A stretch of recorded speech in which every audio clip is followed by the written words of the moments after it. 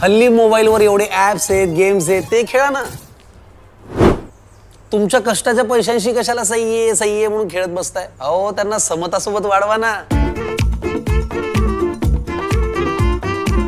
समता पतसंस्था, टेन्शन नाही, रिटर्न्स निवडा.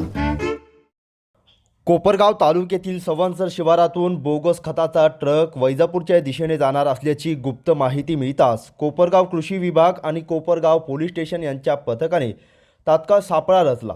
संशयित ट्रक ताब्यात घेतला असता त्यामध्ये तब्बल 477 गोण्या बनावट खताच्या आढळून आल्याने एकच खळबळ उडाली असून या प्रकरणी ट्रक चालकासह विविध कंपन्यांच्या व्यवस्थापकीय संचालकांवर फसवणुकीसह विविध कलमान्वये कोपरगाव शहर पोलीस ठाण्यात गुन्हा दाखल करण्यात आला आहे. त्यामुळे शेतकऱ्यांची फसवणूक करणाऱ्या फसव्या कंपन्यांचे चांगलेच धाबे आणले आहे. मागील आठवड्यात अशाच पद्धतीने कोपरगाव कृषी विभागाच्या वतीने कारवाई करण्यात आली होती. त्यानंतर काल पुन्हा तब्बल 24 टन 6.25 लाख रुपये किमतीचा माल जप्त करण्यात आला आहे. याबाबत कोपरगाव तालुका कृषी विभागाचे गुणनियंत्रक निरीक्षक गणेश बिरदवडे यांनी कोपरगाव शहर पोलीस ठाणे येथे फिर्याद दिली असून यात त्यांनी म्हटले आहे की दिनांक 17 फेब्रुवारी 2026 रोजी मिळालेल्या गोपनीय माहितीनुसार कोपरगाव कृषी विभाग व पोलीस संयुक्त कारवाईसाठी सवनसर शिवारात पोहोचले. ही कारवाई गणेश बिरदवडे, गुणनियंत्रक निरीक्षक कृषी विभाग कोपरगाव, मनोज सोनवणे, तालुका कृषी अधिकारी कोपरगाव, राहुल ढगे, जिल्हा गुणनियंत्रक निरीक्षक अहिल्यानगर तसेच पोलीस उपनिरीक्षक संदीप सोन्ने व दीपक रोठे यांच्या पथकाने रात्री सुमारे 8:30 वाजता संशयित ट्रक MH20 DE 0999 हा थांबवला. चौकशी दरम्यान चालकाने आपले नाव भुजंग नामदेव केदार, वय 45, राहणार वारणी, तालुका शिरूर कासार, जिल्हा बीड असे सांगितले.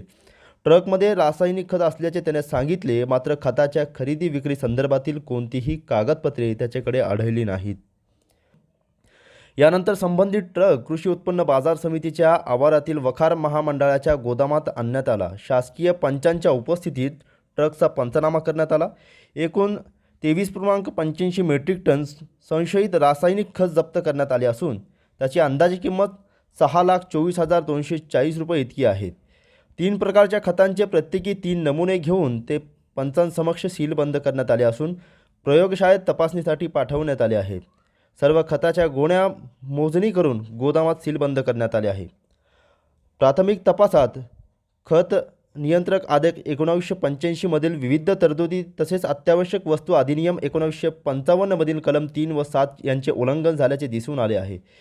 विहित मानकांची पूर्तता नसलेल्या खताचे उत्पादन व विक्री, खताच्या गोण्यांवर खोट्या किंवा अस्तित्वात नसलेल्या उत्पादकांची नावे, खत नसलेल्या पदार्थाची खत म्हणून विक्री तसेच मागितलेली माहिती न देणे आदी गंभीर बाबी निदर्शनास आल्या आहेत.